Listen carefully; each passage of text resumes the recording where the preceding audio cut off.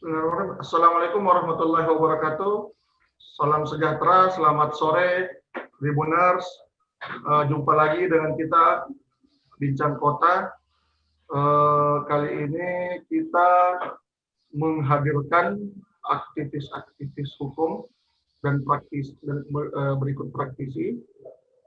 Tema kita hari ini adalah apa kabar Forum Restoratif Justice Makassar.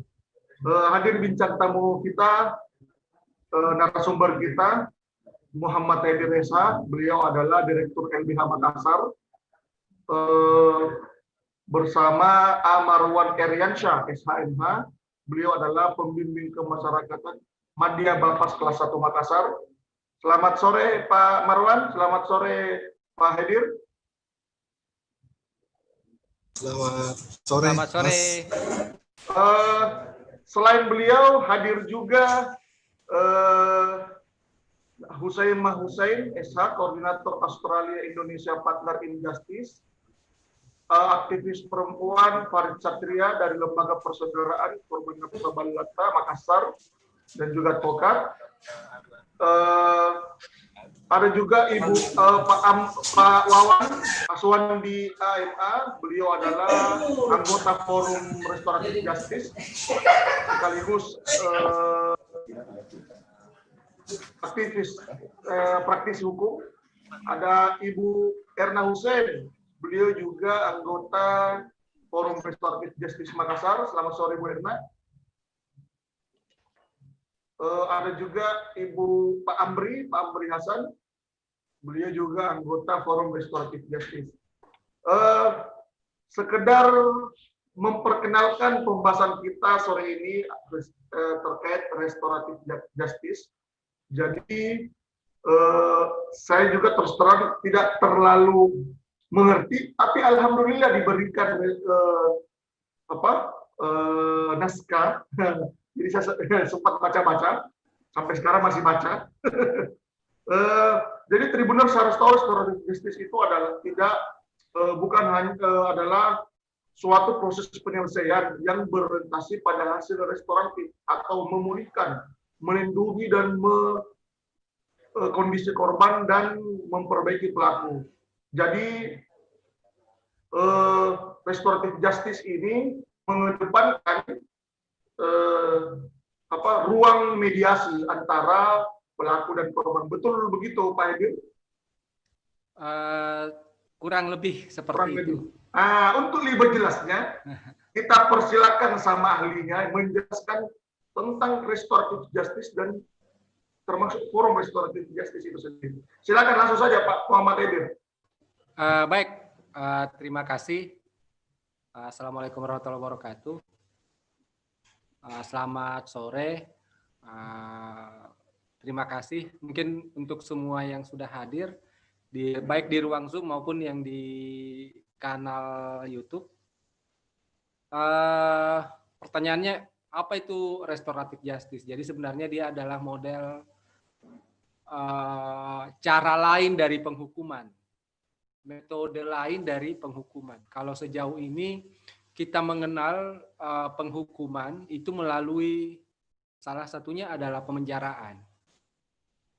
Salah satunya adalah pemenjaraan. Nah, restoratif justice itu tidak lagi kemudian punya bersemangat untuk menghukum orang, tapi bagaimana orang ini menjadi dipulihkan gitu, dipulihkan, baik korban dipulihkan, kemudian pelaku kemudian diberikan disadarkan terkait dengan kelakuan perilakunya. Nah, itu prinsip dari restoratif justice.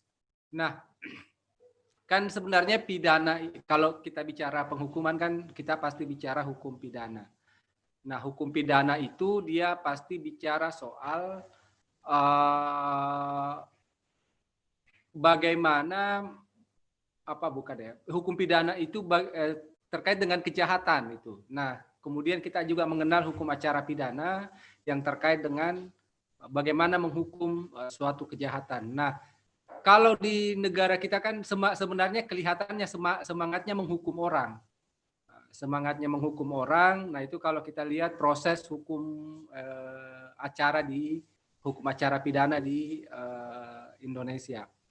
Padahal sebenarnya kan hukum perbuatan kejahatan itu muncul itu sebenarnya karena jadi pertama begini ya, semangatnya kan kenapa menghukum, karena ini adalah kejahatan yang memang mengganggu masyarakat. Ada satu orang yang melakukan kejahatan, kemudian dia harus dihukum karena dia meresahkan masyarakat, membuat masyarakat menjadi resah. Nah, harusnya kalau dia menjadi meresahkan masyarakat, kan sebenarnya banyak metodologi supaya dia bisa kembali ke masyarakat dan kemudian menjadi seutuhnya anggota masyarakat. Nah, itulah sebenarnya fungsi dari pemenjaraan yang kita kenal atau pemasyarakatan istilahnya. Itu adalah fungsinya pemasyarakatan. Bagaimana pemasyarakatan ini bisa mengembalikan orang menjadi baik. Harusnya begitu, bukan malah menambah beban orang itu. Kalau sejauh ini kan kita lihat orang di penjara pasti menambah beban. Kita berpikir keluarganya bagaimana, kemudian anak-anaknya dan lain-lain. Kemudian karena hari ini kita tahu rutan dan lapas misalnya, ini sudah sangat penuh. Kalau teman-teman di forum RJ bilang bahkan sudah sampai 200% kelebihannya itu. Yang tadi orang, bayangkan kalau satu kamar ditempati sama 20 sampai 30 orang. Itu satu ruangan ini. Mungkin Pak Marwan bisa memberikan datanya nanti. Soal nah, kalau misalnya terus-menerus kita mau melakukan atau menghukum orang dengan pemenjaraan tanpa memikirkan ini, maka dampaknya pasti ke sana. Karena di sana sudah penuh, maka diyakini tidak akan jalan itu yang namanya mengembalikan dia ke masyarakat, menjadikan dia seutuhnya anggota masyarakat. Tidak akan jalan itu. Malah beberapa kejadian orang yang tadinya di dalam rutan, yang sudah di penjara, kembali malah bertambah kenakalannya, bertambah kemudian kejahatannya. Tadinya misalnya kalau narkoba dia hanya pengguna, keluar malah dia jadi bandar. Itu beberapa kejadian-kejadian yang ada yang kita temui itu. Nah, itulah kemudian kita mengedepankan kemudian restoratif justice, apa yang kemudian kita sebut sebagai restoratif justice atau yang kemudian bertujuan memulihkan. Jadi bukan sekedar tadi yang dibilang itu, saya bilang tadi sebagian kecil. Kalau dia hanya sekedar memediasi, bukan sekedar memediasi, tapi jauh dari setelah itu juga setelah dimediasi, tentunya kita akan memikirkan bagaimana dia dikembalikan ke masyarakat dengan betul-betul sudah menjadi anggota masyarakat seperti itu. Misalnya, nah caranya apa? Nah disinilah kemudian perannya forum. Forum ini berperan untuk forum restoratif justice ini berperan untuk mendorong salah satunya adalah selain tadi selain tadi bicara bagaimana menyelesaikan mediasinya mulai dari tingkat bawah, tingkat RT sampai ke kepolisian. Kemudian setelah itu kan biasanya kita berpikir bagaimana kalau berulang. Nah, makanya kita cari kenapa kemudian kasus-kasus seperti ini bisa berulang. Kalau dia berulang berarti kita cari apa penyebabnya kenapa berulang. Misalnya karena tidak ada pekerjaan. Nah, di forum ini nantinya ya akan ada itu gitu. Akan ada misalnya memikirkan juga bagaimana mencarikan dia, bukan mencarikan ya, bagaimana membuat dia terampil misalnya dengan menghubungkan dia ke dinas-dinas terkait, dinas sosial atau dinas ketenagakerjaan. Nah, ini kemudian di forum ini menjadi selain itu juga kita kemudian mendorong apa yang kita sebut sebagai shelter warga, shelter warga yang bekerja sampai di kelurahan-kelurahan. Shelter warga ini juga masuk di forum ini. Shelter warga ini nantinya bekerja untuk tidak dulu ke kepolisian nanti kasusnya, tapi bagaimana diselesaikan dulu di tingkatan shelter warga, kemudian ya dimediasi bagaimana caranya. Nah, kemudian kalau misalnya ternyata dia punya masalah lain di luar masalah hukumnya, makanya yang mengakibatkan terjadinya tindak pidana tersebut, disitulah kemudian dia akan diarahkan ke forum, misalnya ke dinas terkait. Nah, di situ juga sebenarnya perannya pemerintah daerah. Jadi tidak sekedar kita bicara penegakan hukumnya. Penegakan hukum berarti pekerjaannya polisi, pekerjaannya jaksa, dan pekerjaannya hakim. Tapi juga harusnya ada pelibatan pemerintah daerah atau pelibatan pemerintah daerah dalam menyelesaikan ini persoalan. Karena kalau misalnya ternyata di situ ada persoalan reintegrasinya, istilahnya reintegrasi dan rehabilitasi sosialnya. Dia butuh pekerjaan, dia butuh aktivitas, atau malah cuman butuh psikolog misalnya. Nah, di situ ada peran pemerintah atau kebutuhan lain yang nantinya bisa diidentifikasi dalam perjalanan forum ini. Mungkin hanya itu. Terima kasih. Mungkin bisa ditambahkan oleh anggota forum lain nanti. Assalamualaikum warahmatullahi wabarakatuh. Saya serahkan ke moderator, host.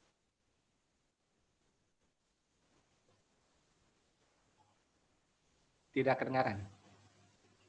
Terima kasih banyak Pak Hedir atas penjelasannya. Sebenarnya saya masih penasaran nih siapa-siapa saja sih yang dalam forum restoratif justice itu sendiri. Tapi mungkin Pak Aziz atau Pak Wawan atau Pak Amri Hasan mau menjelaskan, mau menyebutkan siapa-siapa saja bagian dari forum restoratif justice itu sendiri.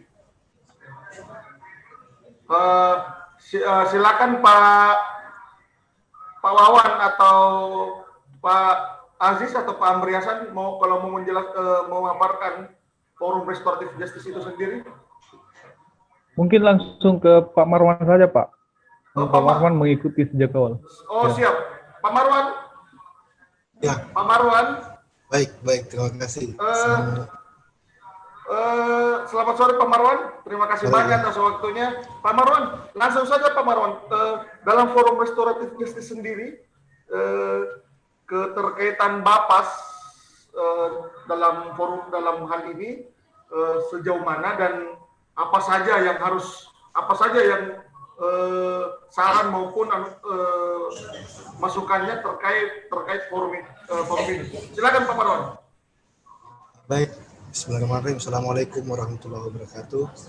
Selamat sore, salam sejahtera bagi kita sekalian. Yang terhormat teman-teman forum restoratif justice, kemudian para pemirsa dan para YouTuber barangkali ya namanya ya, yang menyimak video ini melalui Tribun Timur.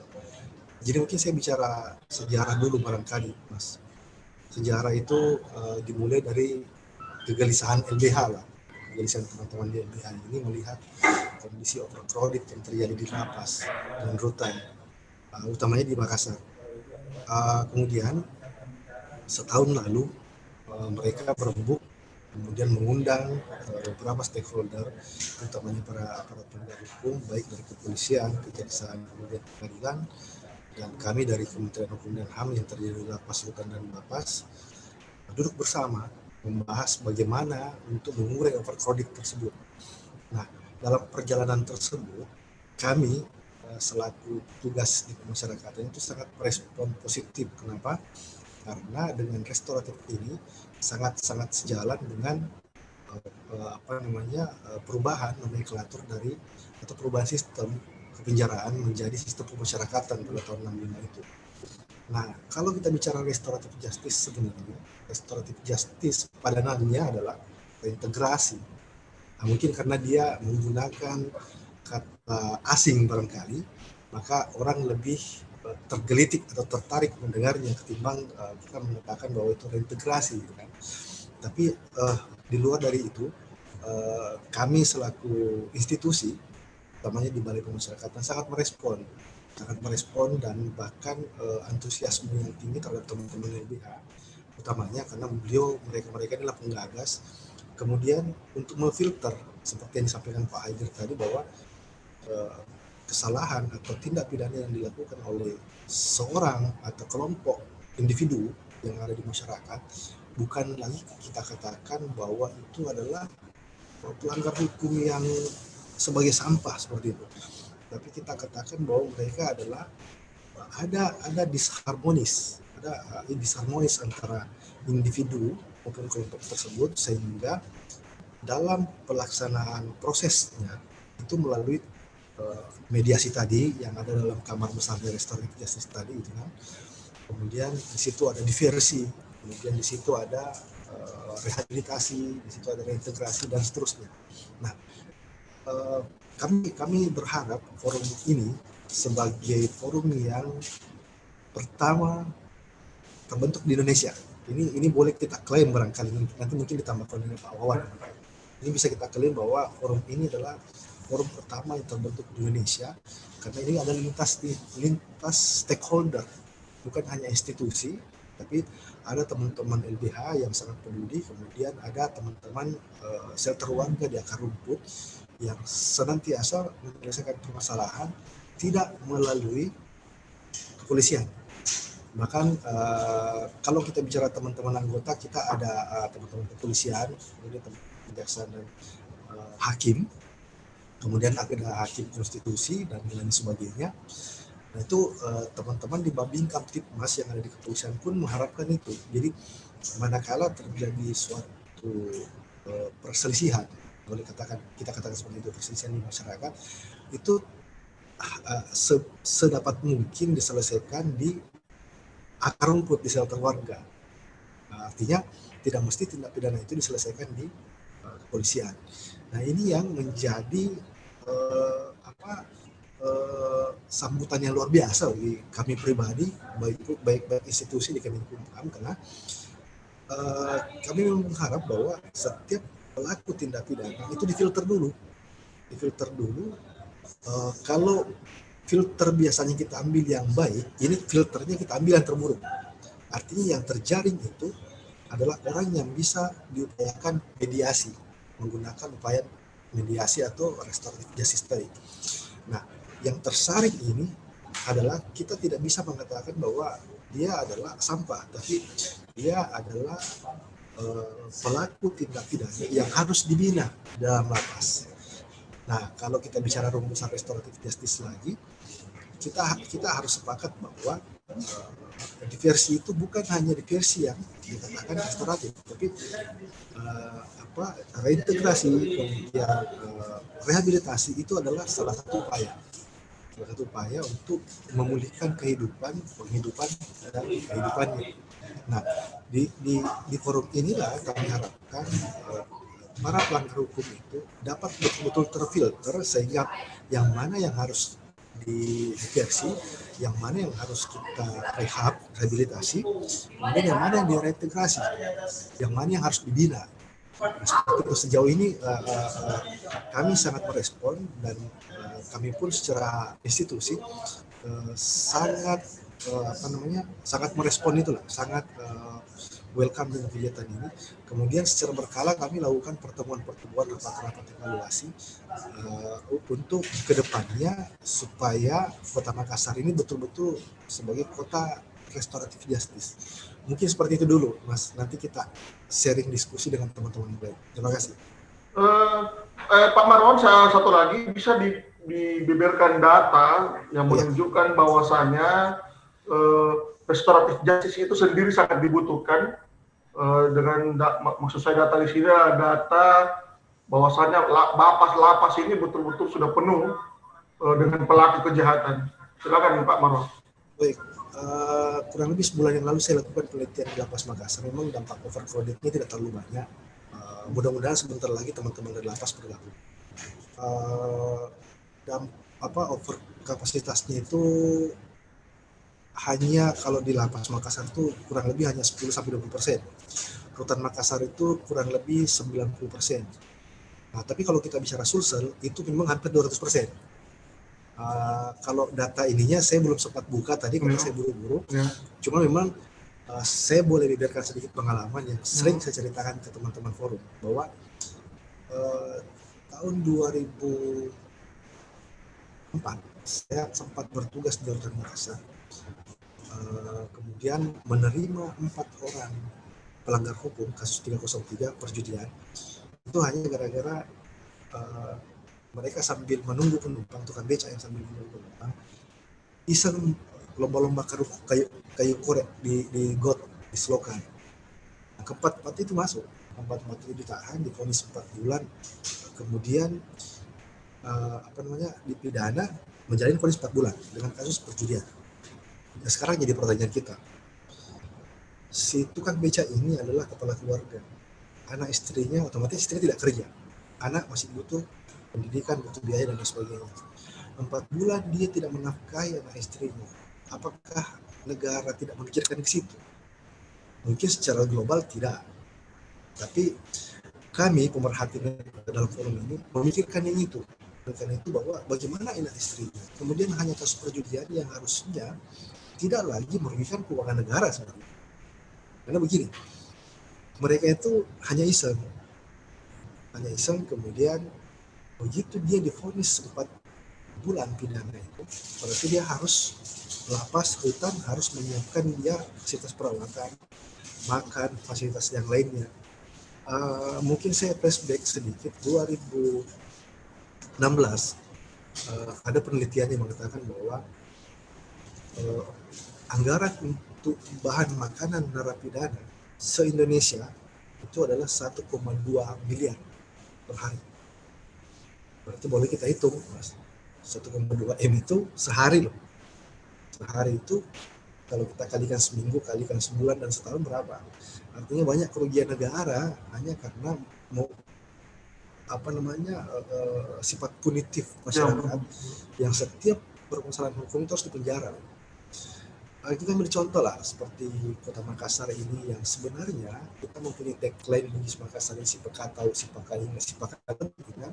Dan ini hampir hilang di budaya kita. Padahal kita kenal masyarakat kita itu yang pluralisme, yang saling tergantungan, saling membutuhkan dan lain sebagainya. Saat ini karena mungkin karena pengaruh Barat barangkali, itu persenggolan saya sudah ujung-ujungnya penjara. Itu yang perlu ini kita giatkan sebenarnya, supaya kasus seperti itu ya sudahlah, kita selesaikan di akar rumput saja. Kita manfaatkan teman-teman yang ada di shelter warga, kemudian kita laporkan bahwa ini keberhasilan kita seperti itu. Jadi itu sedikit yang menggelitik kita sehingga kita bentuk forum ini. Begitu barangkali, Mas. Siap, terima kasih banyak Pak Marwan. Baiklah pemirsa Tribuners Bincang Kota, untuk sebentar lagi kita akan melanjutkan tayangan ini kita lanjutkan setelah jeda iklan berikut ini.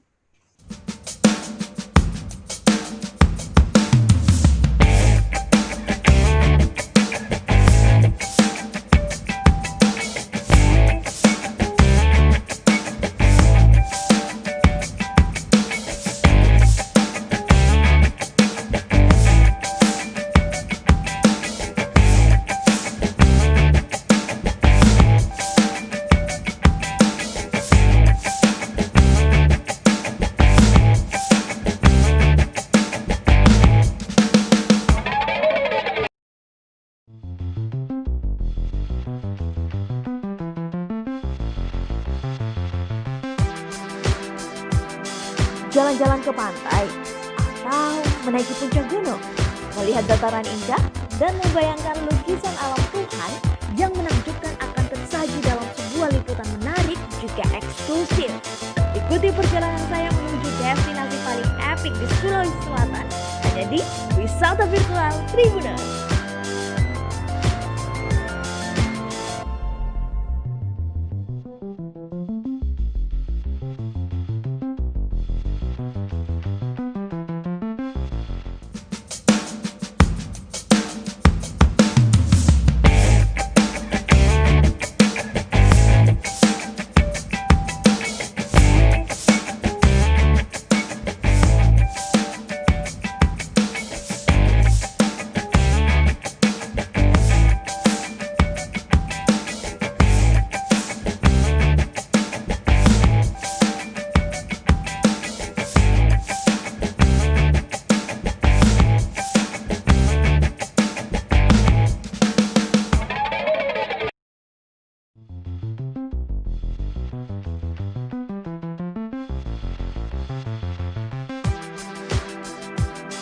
Jalan-jalan ke pantai, atau menaiki puncak gunung, melihat dataran indah, dan membayangkan lukisan alam Tuhan yang menakjubkan akan tersaji dalam sebuah liputan menarik juga eksklusif. Ikuti perjalanan saya menuju destinasi paling epik di Sulawesi Selatan, hanya di Wisata Virtual Tribuners.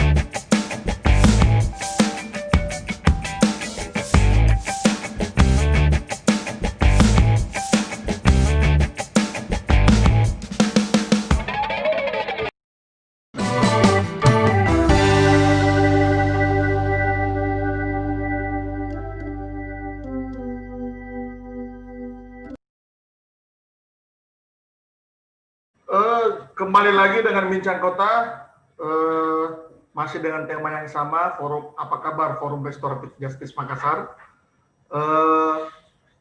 Seperti yang saya sampaikan sebelumnya, Pak narasumber kita, Pak Marwan, Pak Hedir, hadir juga anggota Forum Restoratif Justice, Pak Wawan. Panjang lebar kita berbicara dengan Pak Marwan. Sedari tadi kita belum, saya saking makin penasaran dengan restoratif justice ini, delik apa saja sih yang bisa menjadi yang bisa ditangani dengan restoratif justice ini. Mungkin saya persilakan Pak Hedir untuk menjelaskan delik dari yang bisa ditangani dengan restoratif justice itu. Silakan Pak Hedir. Ya, baik, sebenarnya kalau sebenarnya kan ini tidak ada aturan bakunya ya, RJ ini sebenarnya tidak ada aturan bakunya, delik-delik apa saja. Cuman di beberapa instansi penegak hukum itu memang sudah memiliki beberapa ketentuan-ketentuan terkait dengan RJ. Misalnya di kejaksaan kemarin itu ada tindak pidana yang kurang dari 4 tahun ini kalau kejaksaan. Tapi bagi kita, kecuali beberapa kasus, misalnya kasus yang pelaku kekerasan seksual, kemudian bandar atau gembong narkoba, beberapa kasus-kasus seperti itu saya pikir itu memang tidak bisa di RJ-kan. Nah, hanya di beberapa, bahkan sebenarnya kasus apa saja sebenarnya boleh ya, kecuali tadi yang saya sebutkan. Karena ya beberapa hal yang sifat dari perkara itu. Saya pikir begitu. Mungkin nanti Pak Wawan mau bisa tambahkan atau Pak Marwan terkait dengan itu. Langsung saja Pak Aswandi, Pak Wawan menjelaskan dari Forum Restoratif Justice dan apa saja tugas dan fungsinya ke depan. Silakan Pak.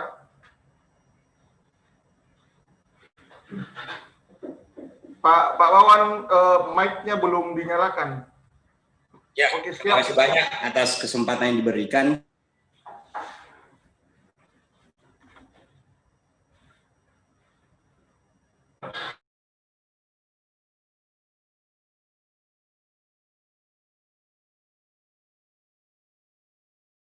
Menjawab apa namanya tadi yang ditugaskan oleh host ini kepada saya mungkin tambahkan kasus-kasus apa saja. Sebenarnya dalam peraturan perundang-undangan itu sudah ada beberapa yang jelas ya, misalnya untuk anak yang berhadapan dengan hukum, itu undang-undang SPPA, Sistem Peradilan Pidana Anak, itu sudah jelas bahwa itu ada namanya diversi atau biasa ini dikenal akrab di masyarakat itu mediasi. Bisa diversi di kepolisian, di kejaksaan, bahkan sampai di pengadilan. Terus ada, kalau bicara kasus-kasus lainnya adalah tindak pidana ringan yang kejahatannya berdampak secara ekonomi atau kerugian korban bisa dinilaikan secara ekonomi. Contoh misalnya penipuan, perusakan barang, pencurian ringan, misalnya kita pernah akrab kasus Nenek Aminah, terus kemudian kasus pembelian sandal jepit, pencurian sandal jepit, itu kan nilai-nilai yang di bawah sebenarnya sangat murah, kerugian korban itu sangat murah gitu. Katakanlah sandal jepit itu harganya paling yang baru itu 20.000. Kalau kita lihat proses hukumnya misalnya, kalau mau diproses kan, mulai dari proses penyidikan di kepolisian, kejaksaan, sampai bahkan misalnya sampai kasasi, itu berapa jutaan itu, berapa puluh juta yang dihabiskan uang negara, apalagi misalnya di penjara, dikasih makan lagi, gitu kan? Nah, itu ya, jadi kasus tindak pidana ringan, itu berdasarkan sudah jelas ada peraturan Mahkamah Agung, kemudian di-MOU-kan dengan seluruh instansi penegak hukum, kepolisian, kejaksaan, bahkan ada peraturan kejaksaan sekarang, seperti kurang lebih peraturan Jaksa Agung itu kurang lebih hampir sama dengan yang disampaikan yang ada dalam peraturan Mahkamah Agung gitu. Nah, kalau kita lihat misalnya forum RJ ini apa kabarnya, sebenarnya inilah yang sebenarnya kita mau sampaikan, bahwa kalau kita telusuri tadi Pak Haidir sudah sampaikan dan Pak Marwan sampaikan tadi soal bahwa ini biasanya orang pemerintah daerah atau masyarakat secara umum menganggap bahwa masalah penegakan hukum itu adalah murni masalah kewenangan instansi penegak hukum yang merupakan kewenangan pemerintah pusat, lembaga vertikal. Apa urusan dengan Pemda? Yang pertama kita harus sadar bahwa yang diproses oleh penegak hukum itu adalah warga Kota Makassar. Katakanlah untuk Kota Makassar ya, mulai dari korban sampai pelakunya, bahkan masyarakat yang terancam juga terjadinya kasus berulang kalau gagal rehabilitasi dan reintegrasi sosialnya. Katakanlah pencurian misalnya, itu akan berdampak pada masyarakat lagi. Masyarakat berharap sistem peradilan pidana memperbaiki pelaku supaya kemudian masyarakat merasa aman dan nyaman. Ternyata tidak diperbaiki karena overcrowd. Kan overcrowd di lapas gitu. Nah, sehingga kemudian kita harus ada urusan Pemda di sini. Kalau kita lihat masyarakat di level masyarakatnya itu sudah mulai bekerja, ada shelter warga, ada paralegal komunitas, ada masyarakat sipil yang bergabung, LBH, ada kemudian beberapa forum, ada di sini Pak Parit, itu adalah aktivis pendamping korban-korban penyalahgunaan narkoba. Itu semua sudah sudah berbuat gitu. Sekarang perlu diperkuatkan. Kalau tadi kita bicara tentang, jadi memang forum RJ ini yang terlibat itu ada secara garis besar ada 3 elemen, yaitu yang pertama institusi penegak hukum yang merupakan kewenangan pemerintah pusat. Terus yang kedua adalah kewenangan pemerintah daerah melalui instansi-instansinya yang terlibat dalam konteks layanan rehabilitasi, baik itu rehabilitasi medis, ada urusan kesehatan di situ, rehabilitasi mental dan rehabilitasi sosial, ada urusan dinas sosial di situ. Juga adalah layanan bantuan hukum karena itu merupakan sudah ada Perda Kota Makassar. Kemudian ada di level partisipasi masyarakat. Jadi 3 elemen ini bergabung dalam forum restoratif justice. Nah, inilah kemudian kita perlu kemudian bahwa soal keadilan, rasa nyaman, rasa aman, dan kesejahteraan ini memiliki dampak terhadap kalau gagalnya penegak hukum. Ini harus diintervensi oleh pemerintah daerah, pemerintah Kota Makassar, untuk kemudian menciptakan apa yang disebut, bisa kita sebut bagaimana Forum Restoratif Justice ini bercita-cita memimpikan Kota Makassar kota yang adil. Kalau istilahnya Pak Marwan, Kota Makassar adalah kota restoratif gitu. Kota yang selalu ketika ada masalah selalu diperbaiki gitu. Nah, itulah yang kemudian kita mau itulah Forum RJ tujuannya dan kita mau mendorong ke depan komitmen institusi pimpinan institusi tersebut di level aparat penegak hukum, kemudian di level kebijakan pemerintah daerah, pemerintah Kota Makassar yang lagi pilkada ini, bagaimana isu ini bisa tertarik. Kemudian di level masyarakat sipil sampai grassroots, tadi ada paralegal, ada shelter warga yang berbasis di kelurahan, ini bersinergi. Kita sudah bekerja Pak, para pemimpin, calon-calon pemimpin Kota Makassar ini, wargamu sudah bekerja, wargamu sudah kami layani, tinggal diperkuat ini Forum Restoratif Justice. Mungkin itu. Terima kasih banyak. Siap. Terima kasih banyak kawan Pak Aswandi. Sebelum kita akhiri bincang kota sore ini, ada baiknya kita mendengar pesan dari Pak Haidir terkait dengan dorongan atau haluan dari Forum Restoratif Justice ini dalam menangani atau mengayomi para pelaku ataupun para korban kejahatan. Silakan Pak Haidir. Ya, baik. Prinsipnya bahwa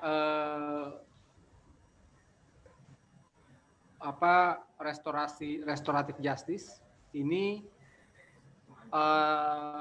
tidak sekedar berorientasi untuk menghukum, tapi memulihkan. Tidak sekedar memulihkan korban, tapi juga kemudian mengintegrasikan kembali atau mengembalikan si pelaku ini pada masyarakat. Makanya makanya semua pihak ini harusnya berperan dalam mendorong ini itu. Ditambah lagi kalau dia orientasinya menghukum, kita tahu tidak akan ada tidak akan bisa memberikan, mengintegrasikan. Kalau saat ini orientasinya menghukum, ada berapa banyak penjara yang harus kita bangun, kita buat, itu kita tidak bisa ini karena kondisi overcrowd. Kemudian ada berapa banyak lagi kemudian petugas rutan yang harus direkrut untuk melakukan pengawasan, untuk melakukan pembinaan. Dan itu saya pikir akan membebani keuangan negara. Makanya dorongannya sebenarnya bukan hanya di kepolisian, kejaksaan maupun di pengadilan, tapi dorongannya adalah bagaimana melibatkan semua pihak yang terkait, dari pemerintah daerah sampai APH-nya, juga kemudian lembaga LSM, NGO yang kemudian punya concern di sini, termasuk tadi soal NGO yang kemudian yang bergerak di nafsa itu narkoba, seperti itu. Siap. Dari berikut Pak Marwan. Pak Marwan. Iya. Sebelum kita akhiri perjumpaan kita, sedikit saran buat penonton Tribuners Bincang Kota terkait dengan restoratif justice itu sendiri, ataupun pesan terkait kondisi bab lapas yang ada di Kota Makassar maupun di Sulsel. Silakan Pak Marwan. Baik, terima kasih. Sebenarnya forum ini kita hadirkan bukan hanya sekedar kongko-kongko untuk kumpul-kumpul, tapi kami mengharap semua stakeholder, utamanya media ya, media juga ini sangat berperan sebenarnya untuk mengedukasi, untuk mensosialisasikan kepada masyarakat bahwa tidak semestinya segala perbuatan itu diselesaikan melalui penjara. Nah ini yang apa namanya pemikiran punitif inilah yang menimbulkan sehingga dampak politik terjadi di lapas dan rutan. Nah, kemudian bersinambungan dengan yang itu, kami juga mengharapkan teman-teman aparat penegak hukum lebih sinergi kembali kemudian untuk dapat betul-betul bergandengan tangan menangani setiap permasalahan hukum yang ada di masyarakat. Karena perselisihan hukum itu semua bukan cuma perselisihan hukum, tapi permasalahan itu bermula dari hal yang kecil. Nah, artinya jangan sampai hal kecil tersebut menjadi besar seperti itu. Ibarat lilin adalah teman, tapi kalau kebakaran kan musuh, kan seperti itu. Nah, itu yang kita harapkan dengan adanya forum ini. Kemudian yang terakhir barangkali mungkin forum ini menjadikan kami semua lebih banyak belajar bagaimana mendekati masyarakat yang betul-betul kami mungkin sekarang akan memetakan bahwa di daerah mana yang banyak terjadi tindak pidana.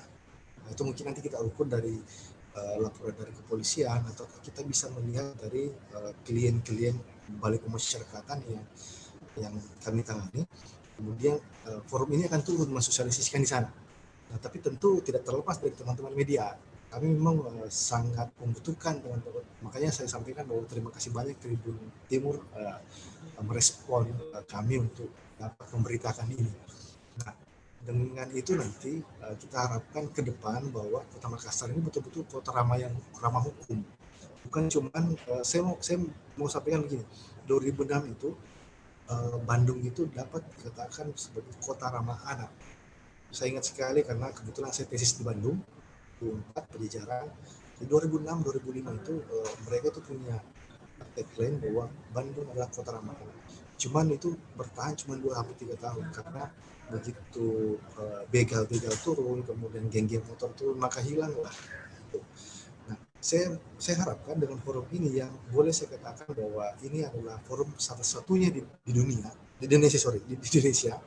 Nah, mudah-mudahan bisa menjadikan Makassar ini adalah kota ramah, entah nanti kita tagline itu kota ramah hukum atau kota Makassar, kota restoratif, atau mungkin kota bersahabat atau apalah nanti. Saya harapkan memang setiap pelanggar hukum, atau kalau bisa memang kita mencontoh ke Belanda. Belanda itu kan 2016 hampir setengah penjara ditutup. Kenapa? Tidak ada lagi pelanggar hukum. Nah, kenapa tidak? Ini ada isu yang berkembang bahwa Belanda saat menjajah kita punya lontara Bugis Makassar itu dicuri ke sana. Ini isu ya. Ini bukan ini cuma sekedar isu. Ya, memang dibawa ke sana kok, Pak Marwan. Dibawa ke sana. Dibawa ke sana ya. Mereka pelajari sehingga budaya kita Bugis Makassar ini betul-betul dipergunakan di sana. Jadi yang saya sampaikan tadi, senggolan ini, minta maaf dan lain sebagainya itu menjadi hal yang biasa sehingga hampir dikatakan tidak ada lagi pelanggaran pidana. Bukan tidak ada lagi, cuma berkurangnya sangat signifikan pelanggaran pidana sehingga nyaris setengah dari penjara yang ada di Belanda itu ditutup. Nah, cilakanya lagi, kebalikannya, kita ini dicekoki dengan budaya Barat sehingga kita lebih American style begitu kan. Akhirnya senggolan, jangan senggolan badan, senggolan spion saja sudah, pokoknya ujungnya penjara gitu. Jadi saya berpesan terakhir gitu barangkali, mudah-mudahan media juga bisa membantu kami di forum ini bagaimana menyuarakan tentang Kota Makassar adalah kota yang bersahabat ke depan. Terima kasih. Assalamualaikum warahmatullahi wabarakatuh. Waalaikumsalam warahmatullahi wabarakatuh. Pak Wawan, ada yang mau ditambahkan, Pak Wawan? Ya, yang pertama memang ini yang belum bergabung di forum RJ itu adalah unsur media. Kalau bisa, jadi setiap kali kita rapat-rapat ada beberapa wartawan yang dari perwakilan media tergabung, utamanya Tribun Timur ya, yang memulai langsung merespon kami dengan diskusi. Terima kasih banyak. Ya. Siap, terima kasih sama-sama. Baiklah, akhirnya kita sampai di penghujung acara. Masih banyak yang sebenarnya perlu kita bahas bersama. Sayang waktu tidak memberikan banyak kesempatan sehingga pembahasan ini mungkin akan diulas di lain waktu. Untuk Tribuners, penonton Bincang Kota, jangan lupa COVID masih ada. Pesan dari kami semua, tetap jaga protokol kesehatan, gunakan masker dimanapun, jaga jarak, rajin cuci tangan, jaga kesehatan tubuh, dan tetap konsumsi makanan 4 sehat 5 sempurna. Jangan lupa berdoa dan takwa. Mungkin sekian dari kami. Terima kasih banyak Pak Hedir, terima kasih banyak Pak Marwan, terima kasih banyak Pak Aswandi. Minta maaf Pak Farid Satria yang baru gabung, saya lupa tadi, sama Pak Salbi dari Save of the Children yang belum sempat saya sebutkan tadi. Terima kasih banyak atas waktunya. Kita berjumpa di lain waktu. Ibu Erna Hussein, terima kasih banyak. Ya, sampai di mungkin sekian. Wassalamualaikum warahmatullahi wabarakatuh. Waalaikumsalam.